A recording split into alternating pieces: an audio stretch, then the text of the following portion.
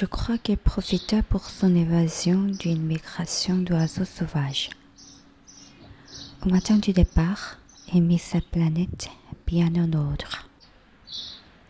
Elle ramena soigneusement ses volcans en activité. Il possédait 2 volcans en activité et c'était bien commode pour faire chauffer le petit déjeuner du matin.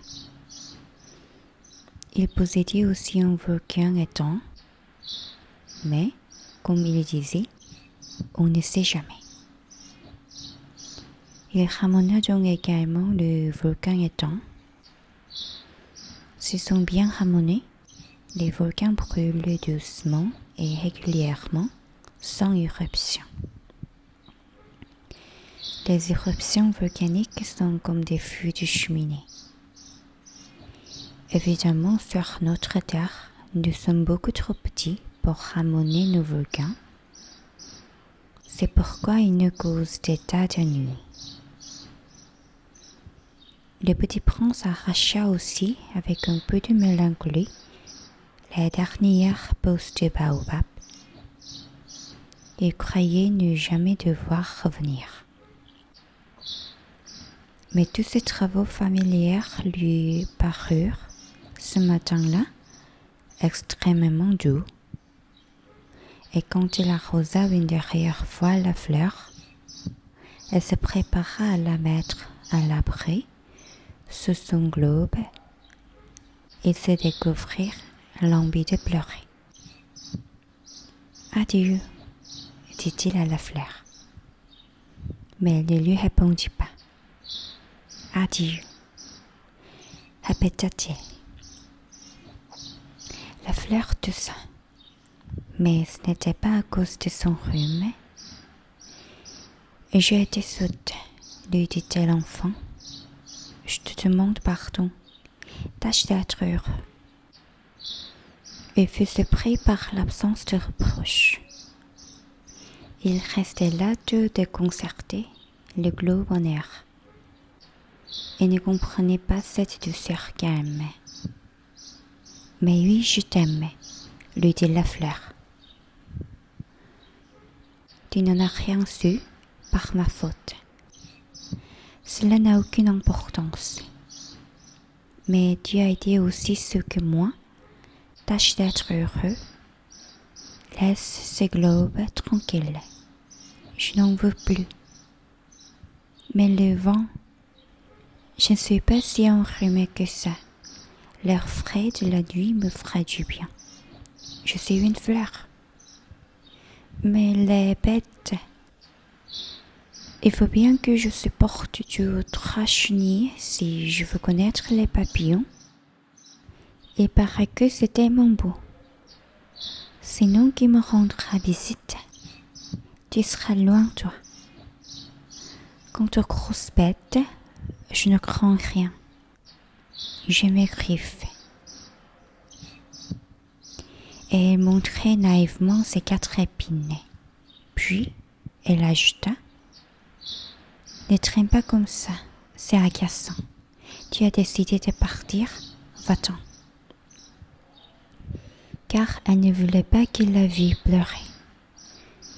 C'était une fleur tellement orgueilleuse. Elle se trouvait dans la région des astéroïdes 325, 326, 327, 328, 329 et 330. Il commença donc par les visiteurs pour y chercher une occupation et pour s'instruire. Le premier était habité par un roi. Le roi siégeait, habillé de pourpre et d'hermine, sur un trône très simple et cependant majestueux. « Ah, voilà un sujet !» s'écria le roi quand il aperçut le petit prince. Et le petit prince se demanda « Comment peux-tu me reconnaître puisqu'il ne m'a encore jamais vu ?» Il ne savait pas que pour les rois, le monde est très simplifié. tous les hommes sont des sujets. Approche-toi que je te vois mieux, lui dit-il au roi, qui était tout fier d'être enfant roi pour quelqu'un. Le petit prince chercha des yeux où s'asseoir, mais la planète était tout encombrée par le magnifique manteau d'Hermine. Il resta donc debout, et comme il était fatigué, il bâilla. Il est contraire à l'étiquette de bâiller en présence d'un roi, lui dit le monarque. Je te l'interdis. Je ne peux pas m'en empêcher, répondit le petit prince tout confus. Je fais un long voyage et je n'ai pas dormi. Alors, lui dit le roi, je t'ordonne de bâiller. Je ne vis personne bâiller depuis des années. Les bâillements sont pour moi des curiosités. Allons, bâille encore, c'est un ordre. Ça m'intimide, je ne peux plus, fit le petit prince tout rougissant. Répondit le roi. Alors je te torne tantôt de bâiller et tantôt de... Il produisit un peu et paraissait vexé, car le roi tenait essentiellement à ce que son autorité fût respectée. Il ne tolérait pas la désobéissance. C'était un monarque absolu. Mais, comme il était très bon, il donnait des ordres raisonnables. Si j'ordonnais, disait-il couramment, si j'ordonnais à un général de se changer en oiseau de mer, et si le général n'obéissait pas, ce ne serait pas la faute du général, ce serait ma faute. Puis-je m'asseoir? S'inquiète timidement le petit prince. Je t'ordonne de t'asseoir, lui répondit le roi, qui ramena majestueusement en pendu son manteau d'hermine. Mais le petit prince s'étonnait. La planète était minuscule, sur quoi le roi pouvait-il bien régner? Sire, lui dit-il, je vous demande pardon de vous interroger. Je t'ordonne de m'interroger, s'hâta de dire le roi. Sire, sur quoi régnez-vous? Sur tout, répondit le roi, avec une grande simplicité. Sur tout? Le roi d'un geste discret désigna sa planète, les autres planètes et les étoiles. Sur tout ça, dit le petit prince. Sur tout ça, répondit le roi.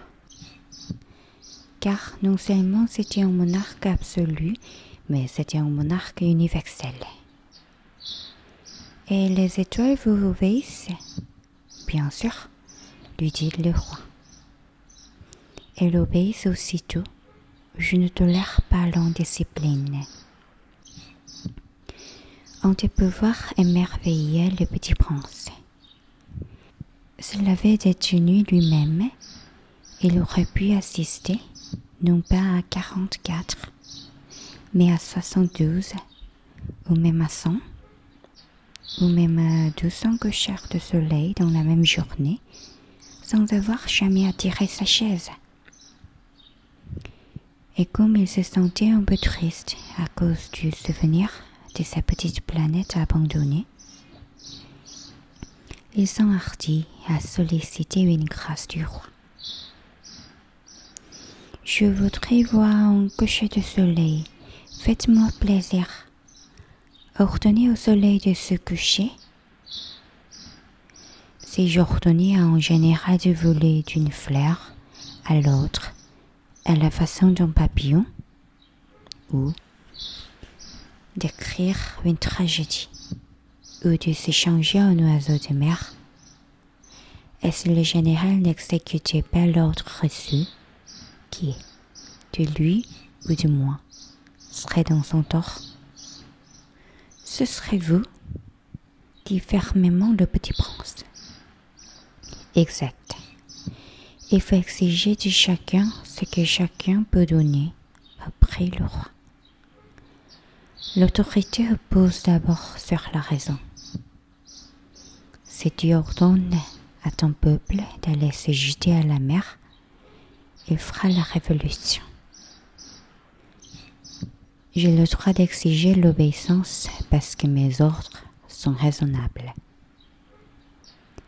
Alors, mon coucher de soleil, appelait le petit prince, qui jamais n'oubliait d'une question une fois qu'elle l'avait posée.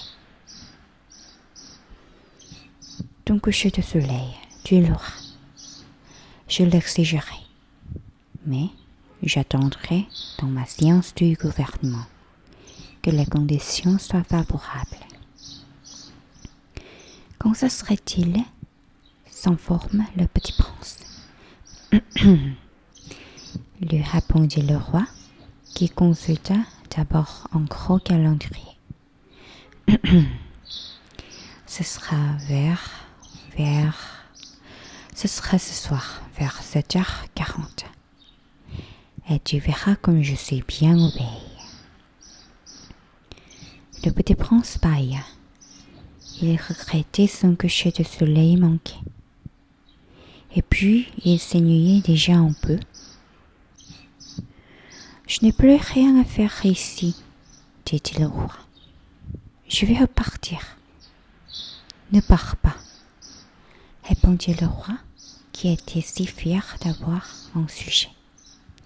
Ne pars pas, je te fais ministre. Ministre de quoi? De la justice. Mais il n'y a personne à juger. On ne sait pas, lui dit le roi. Je n'ai pas fait encore le tour de mon royaume. Je suis très vieux. Je n'ai pas de place pour un carrosse et ça me fatigue de marcher. Oh, mais j'ai déjà vu, dit le petit prince, qui se pencha pour jeter encore un coup d'œil sur l'autre côté de la planète. Il n'y a personne là-bas non plus. Tu te jugeras donc toi-même, lui répondit le roi. C'est le plus difficile. Il est bien plus difficile de se juger soi-même que de juger autrui. Si tu réussis à bien te juger, c'est que tu es un véritable sage. Moi, dit le petit prince, je puis me juger moi-même n'importe où. Je n'ai pas besoin d'habiter ici. Dit le roi, je crois bien que sur ma planète, il y a quelque part un vieux rat. Je l'entends la nuit. Tu pourras juger ce vieux rat. Tu le condamneras à mort de temps en temps. Ainsi, sa vie dépendra de ta justice. Mais tu le gracieras chaque fois pour l'économiser. Il n'y en a qu'un. Moi, répondit le petit prince, je n'ai pas condamné à mort, et je crois bien que je m'en vais. Non, dit le roi. Mais le petit prince, ayant achevé ses préparatifs, ne voulait point peigner le vieux monarque. Si votre majesté désirait être obéie ponctuellement, elle pourrait me donner un ordre raisonnable. Elle pourrait m'ordonner, par exemple, de partir avant 8 minutes. Il me semble que les conditions sont favorables. Le roi n'ayant rien répondu, le petit prince hésita d'abord, puis, avec un soupir, prit le départ. Je te fais mon ambassadeur, s'hâta alors de crier le roi. Il avait un grand air d'autorité. Les grandes personnes sont bien étranges. Se dit le petit prince en lui-même durant son voyage.